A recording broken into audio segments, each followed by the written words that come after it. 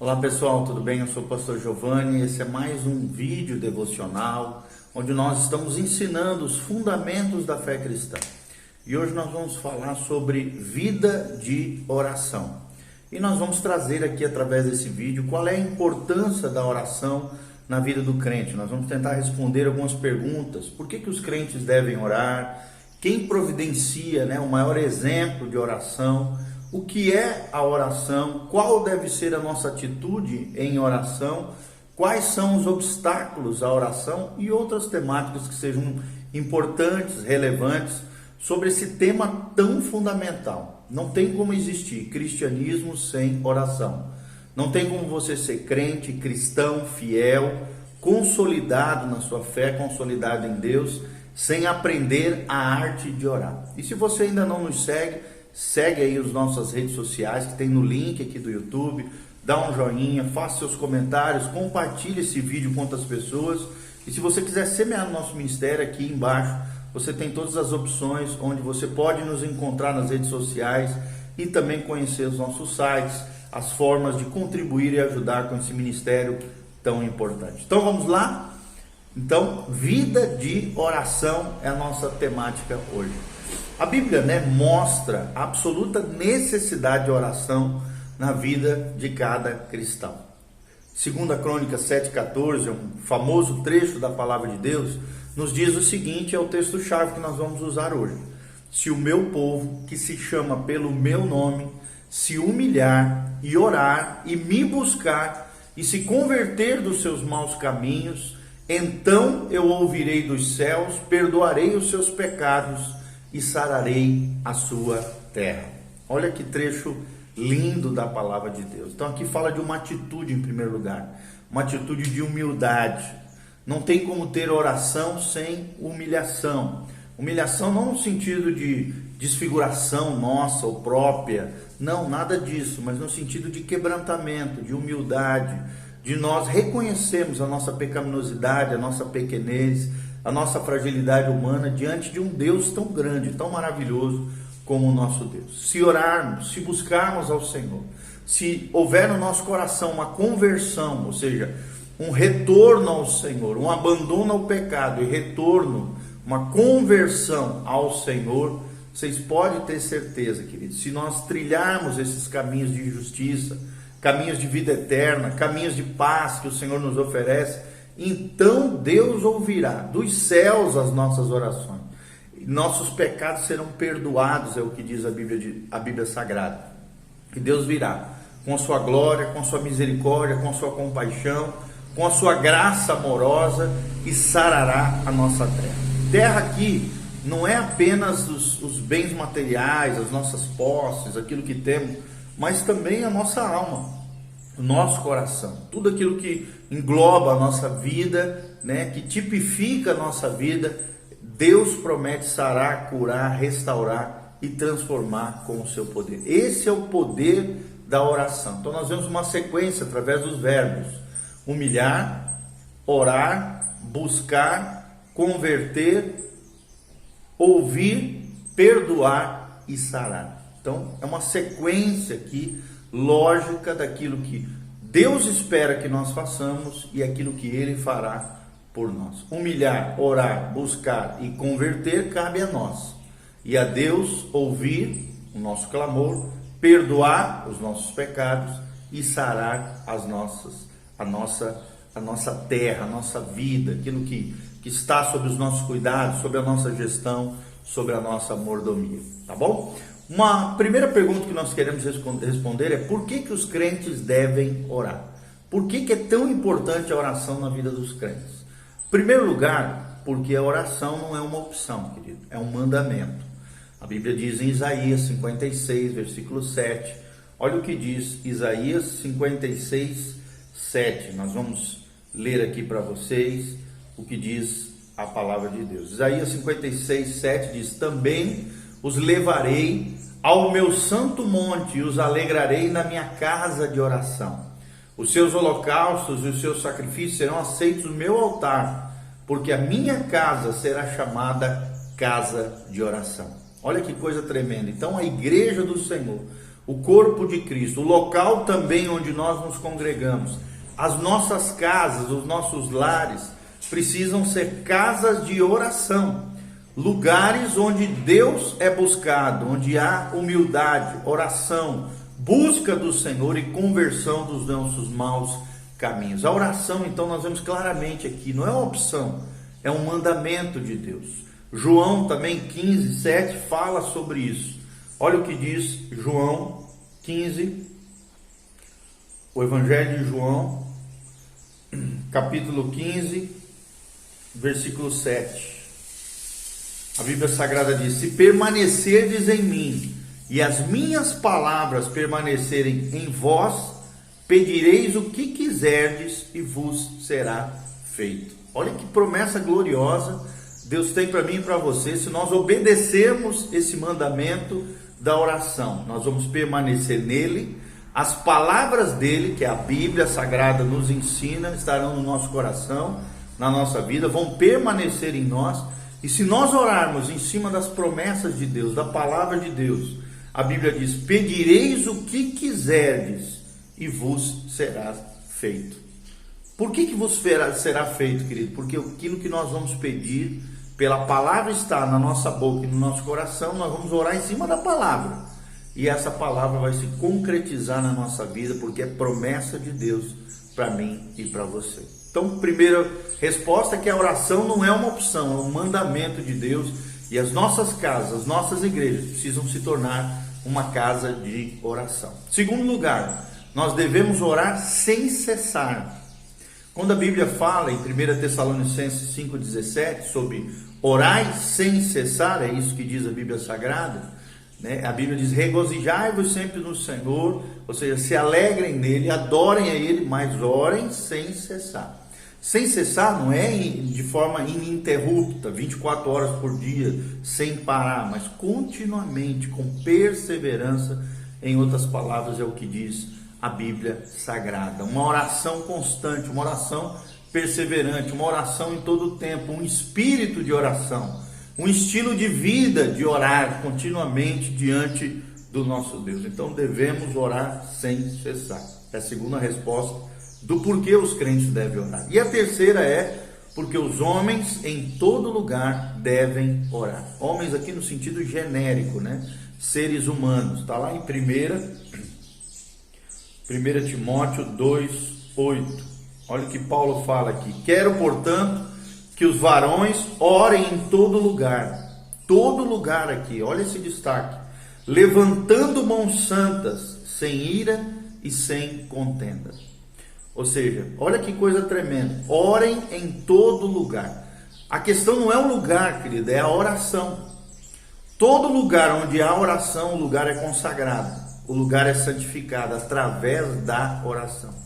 Então não interessa se eu estou orando no meu quarto, na sala, na cozinha, em pé, deitado, de joelho, ou tem gente que acredita que a oração só é ouvida quando você está na igreja. Não, querido, a igreja deve ser uma casa de oração, mas qualquer lugar, em todo lugar, diz a Bíblia, levantando mãos santas diante do Senhor, orem em todo o tempo.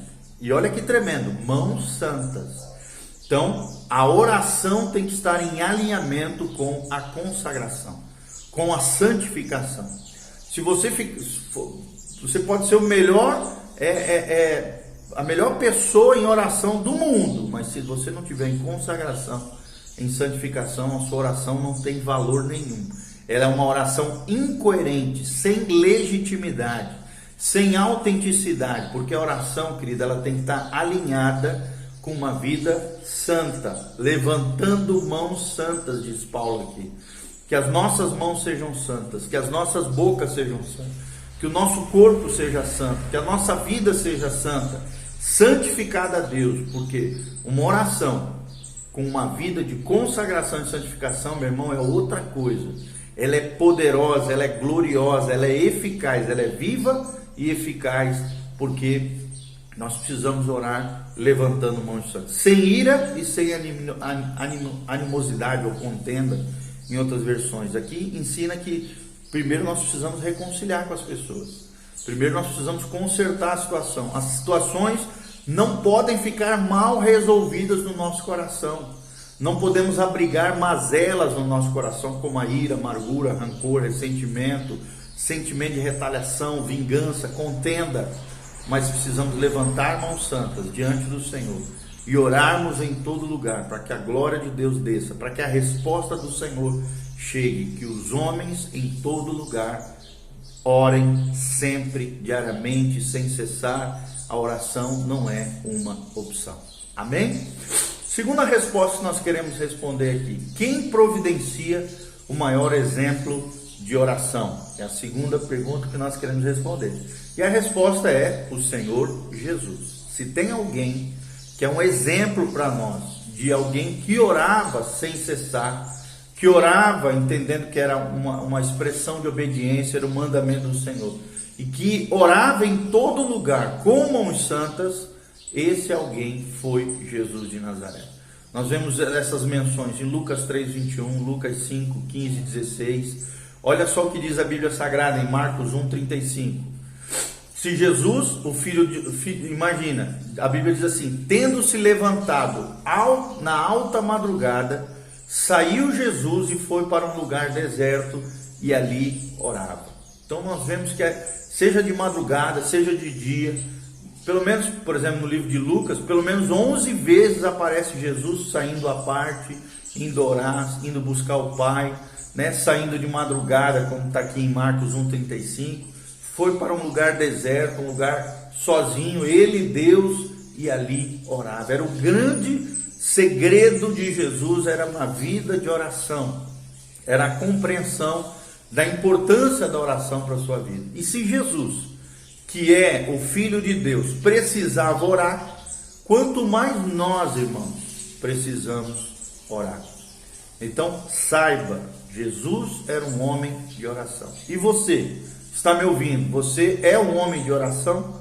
Você, mulher que está me ouvindo, irmã querida, é uma mulher de oração? Deus te reconhece como alguém de oração? Você homem, você mulher que está me ouvindo? Será que nós somos conhecidos por Deus como homens e mulheres de oração? Lembre-se, Jesus é a nossa referência. Ele é o autor e consumador da nossa fé. O nosso olhar tem que ser para Ele. E Ele nos providencia o maior exemplo do que é ser pessoas de oração. Ok? Terceira pergunta que nós vamos tentar responder hoje: o que é oração? O que é oração? A definição desse conceito bíblico tão importante, um dos fundamentos da fé cristã, que é a oração. Em primeiro lugar, querida, a oração é uma disciplina espiritual. Você precisa se esforçar, se disciplinar. Você naturalmente não vai querer orar, mas se você se impor diligentemente, se esforçar, colocar isso como uma disciplina, ela começa com esforço, depois ela vira um deleite. Então a oração é uma disciplina espiritual, é um dobrar da vontade do homem, da sua vontade, da minha vontade, diante de Deus, para então nós admitirmos a nossa necessidade, a nossa dependência de Deus. Deus não precisa de oração, querido, quem precisa de oração somos nós. Deus espera de nós oração, mas Ele não precisa, Ele é autossuficiente, Ele é independente, Ele é o único independente que existe no universo. Todos nós, seres criados por Deus, somos dependentes de Deus, temos que admitir a nossa necessidade de Deus, temos que nos humilhar diante de Deus, nos quebrantar diante da sua presença, e precisamos dobrar a nossa vontade, quebrantar a nossa vontade, o nosso eu, o nosso ego diante de Deus, orando com disciplina diante do Senhor. É o que nós vemos aqui nesse primeiro texto que nós lemos, 2 Crônicas 7:14, fala de humilhar, orar, buscar e se converter, como eu falei. E Mateus 6, de 9 a 10, também fala sobre a importância dessa disciplina de oração.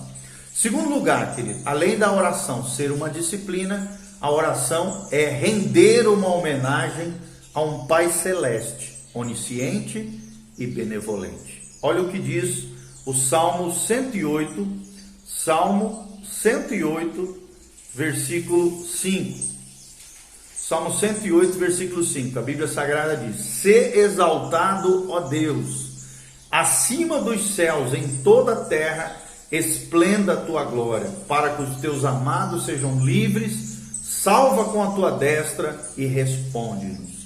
Então nós vemos aqui claramente, querido, que a oração é render uma homenagem a um Pai Celeste, que conhece todas as coisas, é onisciente, mas também é benevolente. Hebreus 11:6 diz que sem fé é impossível agradar a Deus, mas aqueles que creem que Deus existe também reconhecem que Deus é galardoador, recompensador daqueles que o buscam. Então, se você buscar ao Senhor, querido, galardões tremendos, bênçãos tremendas vão vir sobre a tua vida. Oração é gastar tempo conversando com Deus, é render homenagem a Deus. Terceiro lugar, é isso que nós vamos falar. A oração é investir tempo conversando com Deus.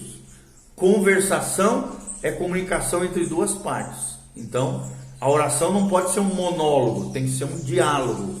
Você fala com Deus e ouve a Deus, né? Então, é muito importante isso. Olha o que diz Mateus 6,6. Mateus 6,6, a Bíblia Sagrada diz: Tu, porém, quando orares, entra no teu quarto, fecha a porta e orarás a teu Pai que está em secreto. E teu Pai que vem em secreto te recompensará. Então, a oração é o maior investimento que existe na face da terra, meus amados. Se tem um investimento tremendo que eu e você podemos fazer, esse investimento é oração. É dedicar tempo, é investir tempo conversando com Deus. Lembrando que não é um monólogo, só eu falo e Deus escuta. Eu falo, mas também escuto. É uma comunicação entre duas pessoas distintas. Amém? Então, a oração é uma disciplina. A oração, ela rende uma homenagem ao Pai Celeste, onisciente e benevolente. E a oração é investir tempo conversando com Deus. 3 definições bem práticas do que é oração do ponto de vista da palavra de Deus. Amém? No vídeo seguinte, nós vamos continuar falando sobre vida de oração, parte 2. Então, continue conosco, que a graça e a paz de Jesus venha sobre você. Fique conosco aqui nesse canal. Amém e amém.